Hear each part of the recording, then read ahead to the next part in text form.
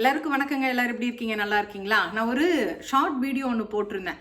அதாவது ஆக்ஷன்ல வந்து வீடு வாங்குறது ஈஸியா, எப்படி நாங்க வாங்கினோம், என் ஃப்ரெண்டுக்கு எப்படி நாங்கள் ஹெல்ப் பண்ணோம் அப்படிங்கிற மாதிரி ஒரு சின்ன ஒரு வீடியோ ஒன்று நான் போட்டிருந்தேன். அதுக்கு நிறைய பேர் வந்து என்கிட்ட கேட்டிருந்தீங்க, நீங்கள் வந்து ஒரு எலாபரேட்டாக ஒரு வீடியோ போடுங்க அப்படின்னு சொல்லிட்டு. அதுக்கான பதிவு தான் இது.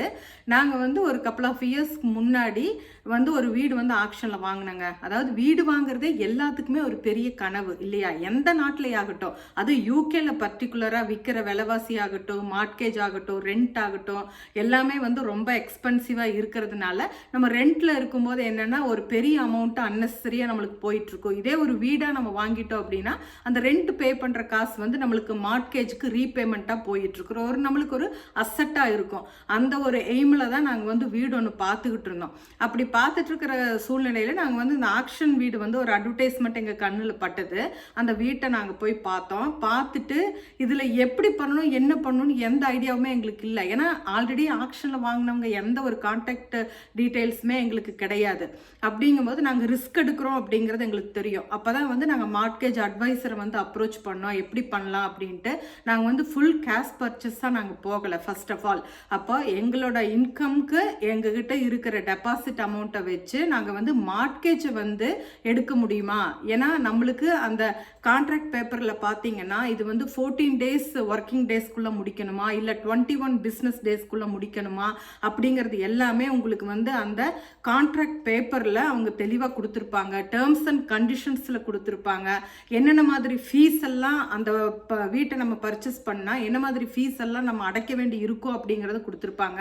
சில நேரம் என்னென்னா செல்லர்ஸோட அட்வர்டைஸ்மெண்ட் ஃபீ, செல்லர்ஸோட சாலிசிட்டர் ஃபீ, அவங்களோட சர்ச்சிங் ஃபீ எல்லாமே வந்து நம்ம பே பண்ணுற மாதிரி இருக்கும். சில நேரம் வேட் கூட இருக்கலாம், நம்மளுக்கு தெரியாது. அதனால் டேர்ம்ஸ் அண்ட் கண்டிஷன்ஸை வந்துட்டு நீங்கள் நல்லபடியாக படிங்க. அதே மாதிரி இது எத்தனை நாளுக்குள்ளே இந்த கான்ட்ராக்டை வந்து நம்ம ஃபினிஷ் பண்ணணும் அப்படிங்கிறத நீங்கள் தெளிவாக பாருங்கள். பார்த்துட்டு உங்களுக்கு ஒரு ஐடியா இருக்கும். ஏன்னா அந்த லோக்கல் சர்ச்லேயே வந்து ஏதாவது இஷ்யூஸ் இருக்குதா என்னங்கிறதெல்லாம் உங்களுக்கு ஆல்ரெடி கொடுத்துருப்பாங்க. ஏன்னா அது வந்து ஆக்ஷனுங்கிறதுனால முடிஞ்ச வரைக்கும் செல்லர் சைட்லேருந்து இது எல்லாத்தையுமே கம்ப்ளீட் பண்ணி வச்சுருப்பாங்க. ஸோ நீங்கள் அந்த லீகல் பேக்கு, அந்த ஆக்ஷன் பேக் எல்லாத்தையுமே தெளிவாக நீங்கள் லைன் பை லைன் ஒரு வேர்டு விடாமல் படித்து அண்டர்ஸ்டாண்ட் பண்ணுங்கள் ஃபர்ஸ்ட் ஆஃப் ஆல். அதுக்கப்புறமா நீங்கள் வந்து உங்களோட இப்போ ஒரு வீடு வந்து ஒரு 50,000 போட்டிருக்காங்க அப்படின்னா அந்த வீடு அந்த ரோட்டில் மற்ற வீடுகள்லாம் என்ன ரேட்டுக்கு வந்து விற்றுருக்குறாங்க, லாஸ்ட்டு சேல் வேல்யூ எவ்வளவு, அதில் ஏதாவது ரீஃபர்பிஷ்மெண்ட் அவங்க பண்ணாங்களா, இல்லை ரெனோவேஷன் ஏதாவது அவங்க வந்து பண்ணி அவங்க வந்து வாங்கியிருக்கிறாங்களா, இல்லை பண்ண போகிறாங்களா, அது எல்லாமே உங்களுக்கு அந்த அந்த ஸ்ட்ரீட்டில் கடைசியாக விற்ற வீடுகளோட இதை வச்சு உங்களால் ஐடென்டிஃபை பண்ண முடியும். சரிங்களா? அது வந்து ஃபர்ஸ்ட்டு. ரெண்டாவது நீங்கள் வாங்குற போகிற வீடு 2 பெட்டா 3 பெட்டா இது எல்லாமே வந்து நல்லா ரிசர்ச் பண்ணுங்கள். அந்த ஏரியாவோட வேல்யூஷன் எப்படி இருக்குது. ஏன்னா ஏரியாவுக்கு டிஃபர் ஆகும். சில ஏரியாஸ் வந்துட்டு ரொம்ப காம்படிட்டிவாக இருக்கும், ரொம்ப எக்ஸ்பென்சிவாக இருக்கும். அதே உங்களுக்கு ஒரு 1 மைலுக்கு அந்த பக்கம் நீங்கள் போனீங்கன்னா அதோட வேல்யூ வந்து கம்மியாக இருக்கும். சரிங்களா? அதனால் வேல்யூஷன் பொறுத்த வரைக்கும் நீங்கள் நல்லா ஸ்டடி பண்ணுங்கள். அந்த ஏரியாவில் வாங்கினா ஒர்த்தாக இருக்குமா அப்படிங்கிறது உங்களுக்கு தான் தெரியும். அதுக்கப்புறமா வேற என்ன பார்க்கணும் அப்படின்னா அந்த லீகல் டாக்குமெண்ட்ல இருக்கிற அந்த சார்ஜஸ் எல்லாம் பார்க்கணும். ப்ளஸ் மார்ட்கேஜ் அட்வைசர் கிட்ட போயிட்டு உங்ககிட்ட இருக்கிற டெபாசிட்டுக்கு நீங்கள் வாங்கக்கூடிய சேலரிக்கு உங்களால் மார்ட்கேஜ் ஆஃபர் வந்து எடுக்க முடியுமா அப்படின்னு பாருங்க. அப்படி எடுக்க முடிஞ்சதுன்னா இப்போ ஒரு வீடு 1,00,000 பவுண்டுக்கு அது போகும் நீங்கள் எக்ஸ்பெக்ட் பண்ணீங்கன்னா ஒரு சேஃபர் சைடு 110 120 வரைக்குமே நீங்கள் வந்து மார்ட்கேஜ் லோன் வந்து ஆஃபர் லெட்டர் நீங்கள் வாங்கி வச்சுக்கணும். அப்போ மார்ட்கேஜ் அட்வைசர்கிட்ட நீங்கள் அப்ரோச் பண்ணீங்கன்னா அவங்க வந்து இந்த ஸ்ட்ரீட் பேங்க் இவங்க எல்லாத்துக்குமே அப்ரோச் பண்ணிட்டு அவங்க கிட்ட இருந்து உங்களோட பே ஸ்லிப் எல்லாத்தையுமே வந்து உங்ககிட்ட இருந்து அவங்ககிட்ட வாங்கி கொடுத்து எல்லாமே அனலைஸ் பண்ணி இவங்கனால இந்த மார்ட்கேஜ் வாங்கினாங்கன்னா அஃபோர்டபிலிட்டி செக் இது எல்லாத்தையுமே பண்ணி முடிச்சதுக்கு அப்புறமா உங்களுக்கு அந்த ஆஃபர் லெட்டர் கொடுத்துருவாங்க. அதுக்கு நீங்கள் ஒரு ஃபீ வந்து நீங்கள் கொடுக்க வேண்டி இருக்கும். அதுக்கப்புறமா சர்வேவோட ஃபீயும் நீங்கள் பே பண்ணுற மாதிரி வரும். சில பேங்க் அவங்களே ஃப்ரீயாக பண்ணுவாங்க. பண்ணி எல்லாம் முடிச்சு நீங்கள் ஆஃபர் லெட்ரு ஆக்ஷனுக்கு போகிறக்கு முன்னாடியே நீங்கள் வாங்கிடணும். வாங்கினாதான் நீங்கள் என்னென்னா சேஃப் ஜோனில் இருக்கீங்கன்னு அர்த்தம். இல்லைன்னா ஆக்ஷன் முடித்த அந்த தேதி நைட்டுக்குள்ளேயே நீங்கள் 10% ஆஃப் த டெபாசிட் ப்ளஸ் அந்த ஆக்ஷனுக்கு உண்டான ஒரு ஃபீன்னு இருக்கும். அது வந்து above 1000 கிட்ட இருக்கும். அது வந்து நியர்லி 4000 கூட இருக்கலாம், எனக்கு தெரியாது. ஏன்னா நீங்கள் அந்த ஆக்ஷன் பேக்கில் தான் எல்லாமே இருக்கும். அப்போ இது எல்லாத்தையுமே அந்த நைட்டே நீங்கள் வந்து பே பண்ணுற மாதிரி இருக்கும். அந்த சேம் டைம் ஆக்ஷன் முடிஞ்ச உடனே நீங்கள் பே பண்ணுற மாதிரி இருக்கும். அது வந்து நான் ரீஃபண்டபுளாக இருக்கும். அப்படிங்கிறதால நீங்கள் ரிஸ்க் எடுக்கிறீங்க. ஸோ மார்ட்கேஜ் ஆஃபர் வந்து ஃபர்ஸ்ட் ஆஃப் ஆல் நீங்கள் வாங்கி வச்சுக்கிறீங்க. வச்சுட்டு நீங்கள் வந்து ஆக்ஷனுக்கு போகிறீங்க. அதே மாதிரி அதுக்கு முன்னாடி சாலிசிட்டர் ஒருத்தங்க வந்து ஃபாஸ்ட் ட்ராக்ல பண்ணுற சாலிசிட்டரை அப்ரோச் பண்ணுங்கள். அவங்கக்கிட்ட இந்த லீகல் டாக்குமெண்ட்டை கொடுத்து ஃபுல் அண்ட் ஃபுல் இந்த வீடு நம்ம வாங்க போகிறோன்னு உங்களுக்கு வந்து கான்ஃபிடென்ட் ஆனதுக்கப்புறமா, இது என்ன ஆனாலும் நம்ம வந்து பர்ச்சேஸ் பண்ணணும்னு நீங்கள் முடிவெடுத்ததுக்கு அப்புறமா இந்த மார்ட்கேஜ் அட்வைசரோட ஃபீ ஆகட்டும், அதுக்கப்புறமா இந்த சாலிசிட்டர் ஃபாஸ்ட் ட்ராக்னா சார்ஜ் அதிகமாக இருக்கும். அப்போ அவங்களோட ஃபீ ஆகட்டும் எல்லாமே உங்களோட மைண்டில் வந்து நீங்கள் போகிறீங்க அப்படின்னு முடிவெடுத்ததுக்கு அப்புறமா நீங்கள் இது எல்லாத்தையும் 1 by 1 நீங்கள் பண்ணிட்டு வர்றீங்க. அந்த சாலிசிட்டரும் ஃபாஸ்ட்டாக எஃபெக்டிவாக உங்களுக்கு அந்த 14 டேஸ்க்குள்ளேயோ 21 டேஸ்க்குள்ளேயோ பண்ணி கொடுக்குற சாலிசிட்டராக இருக்கணும். அதனால் 4 பக்கமும் நீங்கள் விசாரிக்கணும். ஏன்னா ஒரு சில சாலிசிட்டர் என்னென்னா 3 months 6 months கூட டைம் எடுத்துப்பாங்க.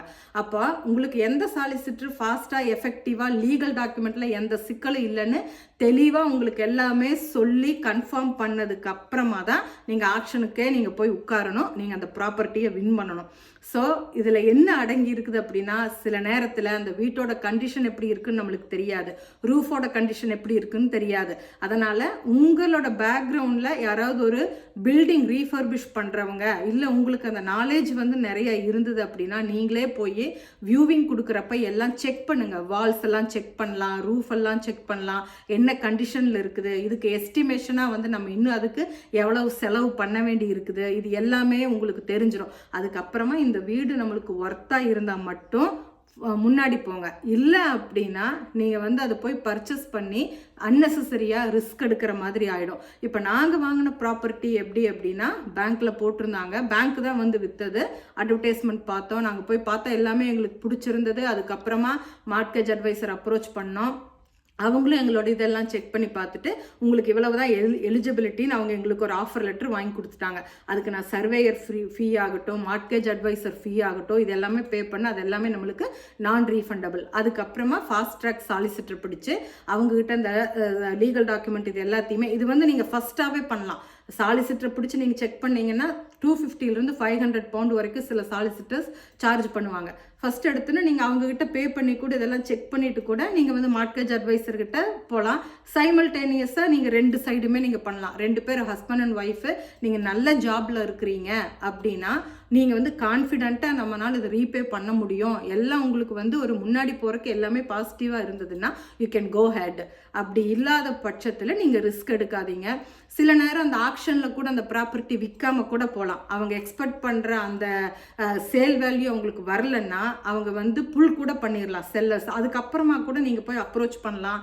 சில செல்லர்ஸ் வந்து என்ன பண்ணுவாங்கன்னா, நான் எங்களுக்கு வந்து ஆக்ஷன் ஃபீ வழியாகவே நீங்கள் எல்லாத்தையுமே பண்ணுங்கள், ஆனால் நாங்கள் மறுபடியும் ஒரு 1 month 2 month எக்ஸ்ட்ரா டைம் கொடுக்குறேன்னு கூட சொல்லுவாங்க.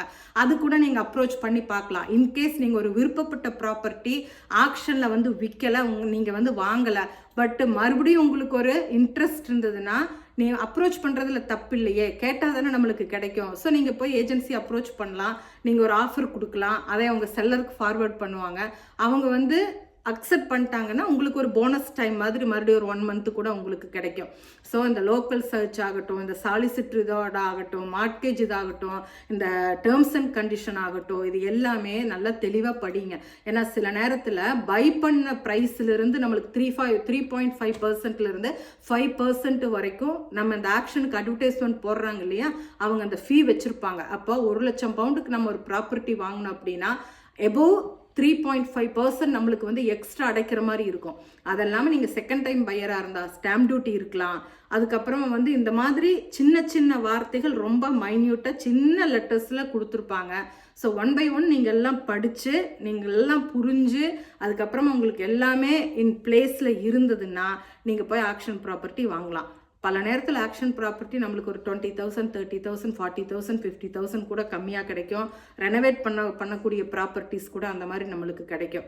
ஸோ இது வந்து நாங்கள் கடந்து போன ஒரு எக்ஸ்பீரியன்ஸ். இதுலேயே சின்ன சின்ன எரர்ஸ் எல்லாம் நாங்கள் பண்ணோம். அதையெல்லாம் எப்படி ரெக்டிஃபை பண்ணுறதுன்னு யோசனை பண்ணிட்டு தான் நான் இப்போ வந்து இந்த வீடியோ உங்களுக்கு நான் பகிர்றேன்.